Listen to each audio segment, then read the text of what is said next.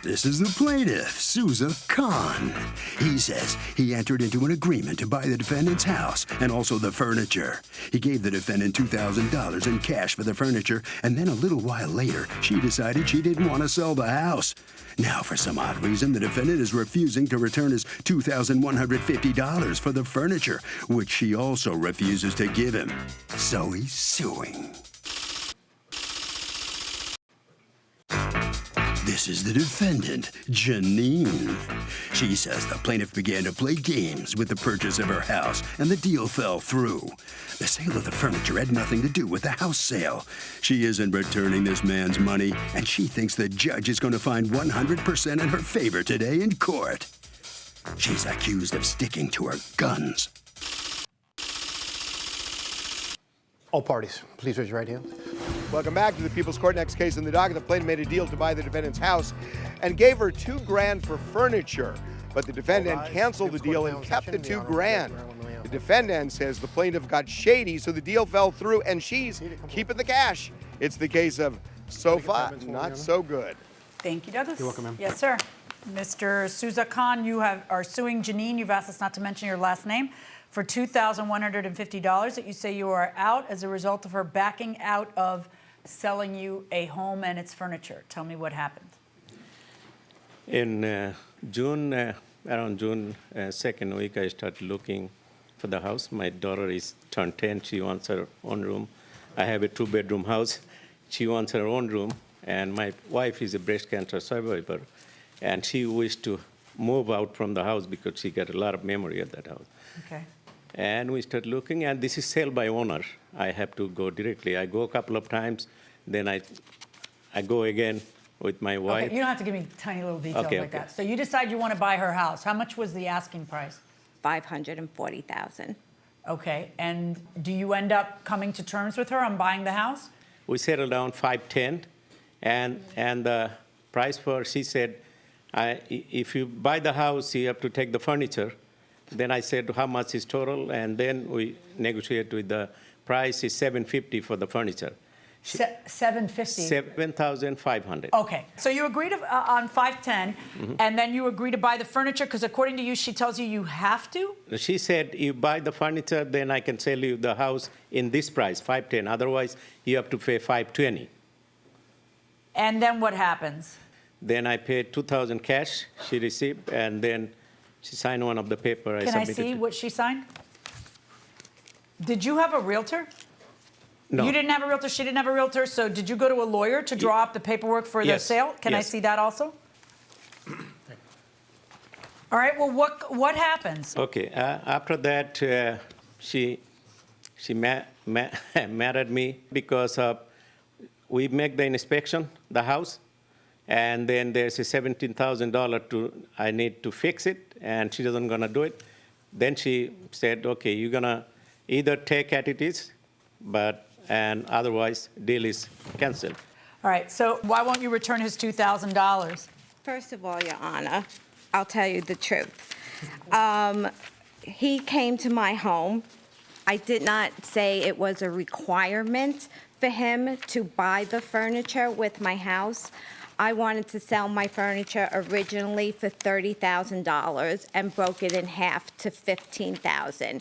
When he came to my house, he didn't tell me his wife was a breast cancer survivor. He told me she was dying. And he said that she would not have the strength to furnish an entire house. And so I cut it in half to $7,500. I myself, So you feel it's worth $30,000 and you sold it to a guy you knew 20 minutes for $7,500? Because he came to my house and he literally had tears in his eyes and said his wife was dying. So if he actually, the wife isn't dying and he got her to sell it at half price, the furniture, is that fraud or is she just stuck? Well, she's just stuck because she should have checked before. But how do you check that somebody's dying or not? I don't know. I think it's kind of the risk of making that type of deal instead of checking before. You should have figured that out. I mean, she figured it out at some point. Is she stuck? She's stuck. It sounds like fraud, but she's stuck just because. It's the way of the world. It's the way of the world. Fair enough. Okay, going inside the courtroom.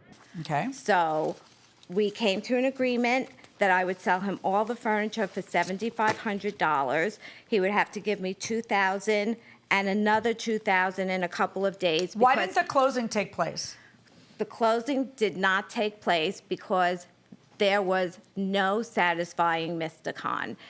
The inspection came back. They wanted, incidentally, exactly $7,500 that I was selling the furniture for. Our agreement said as is. It Right. wasn't $7,500. But it's typical to that fix. people, after an inspection, they can Exactly. either bail out or they can try to negotiate. Exactly. So back and forth. Then they wanted something else that was.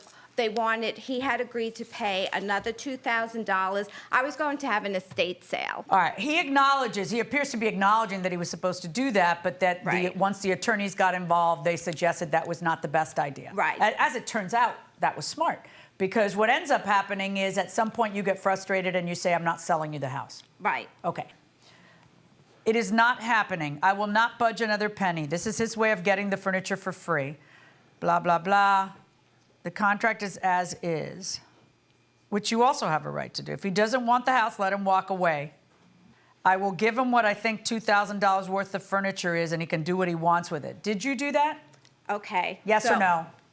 No, but You didn't give him a stitch of furniture, did you? No, but But you're keeping the $2,000. So what's your plan? Are you living in that house? Yes. Did you up the purchase price? No. Okay. Did you sell it? No, because of course, about 2-3 weeks later, 2 doors down from me, someone put their house up for sale, and then the next door from me, another person put their house up for sale. So now it's like making it impossible. Oh, now I bet you wish you budged a little bit on. No, I Okay. don't. All right. So then, Your if Honor, you may I don't, please what say- is your plan here? May I please would say- you? Are you trying to force him to buy all your furniture and you live there without furniture? Not at all. Well, then, what is your plan? If you're keeping the $2,000, what are you keeping it for? I was trying to be kind to him when the $2,000 that my attorney told me was definitely a deposit, and I said, well, let me try What to... are you talking about? Even you don't say it's a deposit. You're going to try to persuade me that some unnamed attorney called that a deposit when in your contract it isn't, and according to your own lips, it was for the furniture, and the sale didn't go through? It was for the furniture. You think he wants to put your furniture in the other? Did you end up buying another house? Yes. Which house? One of the ones that were on the block? No, it's next. Next block? All right. You want her furniture in that new house? No, I bought all the furniture already. Okay. I mean, I'm not sure what your plan is here. You can't. You kind of are talking out of both sides of your mouth. On the one hand, you want to keep it as a forfeited deposit, which doesn't exist. You bailed out because they wanted you to pay, and it was as is. They can either bail out. It's very typical in an as-is sale, where it means that you don't have to pay for anything. The inspection happens, and then during the inspection cancellation period, that side attempts to maybe get you to pay for some of it, or else I'll walk away. And your answer on this one was, go walk away. Okay, fine, so he walked away. So, but that doesn't mean you get to keep $2,000 as a deposit on the contract because your attorney very clearly said it was a deposit. The $2,000 was for buying furniture for living in that house, the furniture that was in that house in order to live in that house. That you want to separate them, and I don't know, maybe you have an argument, you said, but you really lose the argument when you don't hand over $2,000 worth of furniture and then say, well, he put me through a lot. Return the $2,000. Verdict for the plaintiff. Thank you. So the plaintiff does get his money back. Janine, what do you have to say about this? I didn't get an opportunity to say Oh, that you there got was plenty of opportunity. Sure you did. Another contract that was done in August 5th, which they went back and forth. But you know what? There are children who are dying, and there are things that are worse in life, so be it. So the money goes back. So the money goes back. Very I good. have Thank you very children's much. books on no bullying, and Okay, that's all why I right. read them. You must sign a few documents, Mr. Khan. Sorry you had to go to the trouble to come to court. You happy now? At least you get your money back and you have a new home. I'm very happy. Okay. I was gonna make her admit she took my money. Very good. Well, you worked. It worked. Thank Thank you. you very much, sir. Thank you. All righty. Harvey? Doug, the point here is that the sale of the furniture was predicated on the sale of the house, and if the sale of the house fell through, then the furniture deal has to fall through as well. And that will do it for this case. Litigants for the next case on the way into the courtroom right now.